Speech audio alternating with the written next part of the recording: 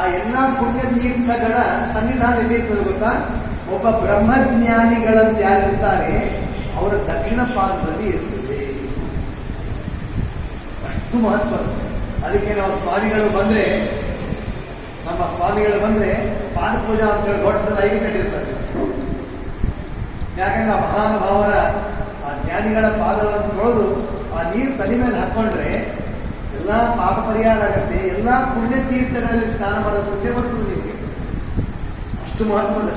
ಅದಕ್ಕೆ ದೇವರಿಗೆ ಅದು ತೋರಿಸ್ಬೇಕಾಗಿತ್ತು. ಭೃಗುಮುನಿಗಳು ಬಂದ ತಕ್ಷಣ ದೇವರ ಪಾದ ತೊಳೆದ್ರ ಅಂದ್ರೆ ಭೃಗುಮುನಿಗಳ ಗ್ರೇಟ್, ದೇವರೇ ಪಾದ ತೊಳೆದ್ಬಿಟ್ಟ. ಗ್ರೇಟೇ ಅವರು, ದೇವರಿಗಿಂತ ಗ್ರೇಟ್ ಅಲ್ಲ. ದೇವರು ಯಾಕೆ ತೊಳೆದ ಅಂದ್ರೆ ಈ ತತ್ವ ತಿಳಿಸ್ಬೇಕಾಗಿತ್ತಿಲ್ಲ. ಬ್ರಾಹ್ಮಣರ ಪಾದೋದಕ್ಕೆ ಬಹಳ ಮಹತ್ವ ಇದೆ. ಜ್ಞಾನಿಗಳು ಬಂದ್ರೆ ಪಾದ ತೊಳಿರಿ, ತಲೆ ಮೇಲೆ ಹಾಕೊಳ್ಳಿ ಅಂತ ತಿಳಿಸಿಕೊಳ್ಳಿ ದೇವ್ರು ಮಾಡಿದಾರೆ. ಅಷ್ಟೇ ಹೊರತು ಬೇರೆ ಸರ್ವತಾ ತಿಳಿಬಾರ್ದು ನಾವು. ಅಷ್ಟು ಮಹತ್ವದ.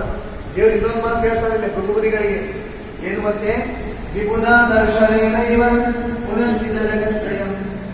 ದೇವರಂತ ಭೃಗುಮುನಿಗಳಿಗೆ ನಿಮ್ಮಂತ ಜ್ಞಾನಿಗಳು ದರ್ಶನ ಮಾತ್ರದಿಂದ, ನೀವು ದರ್ಶನ ಕೊಡೋ ಮಾತ್ರದಿಂದ ಎಲ್ಲಾರು ಉದ್ಧಾರ ಮಾಡಿಬಿಡ್ತೀವಿ ಅಲ್ವಾ? ಅಷ್ಟು ಮಹತ್ವದಲ್ಲಿ ದೊಡ್ಡವರ ದರ್ಶನಕ್ಕೆ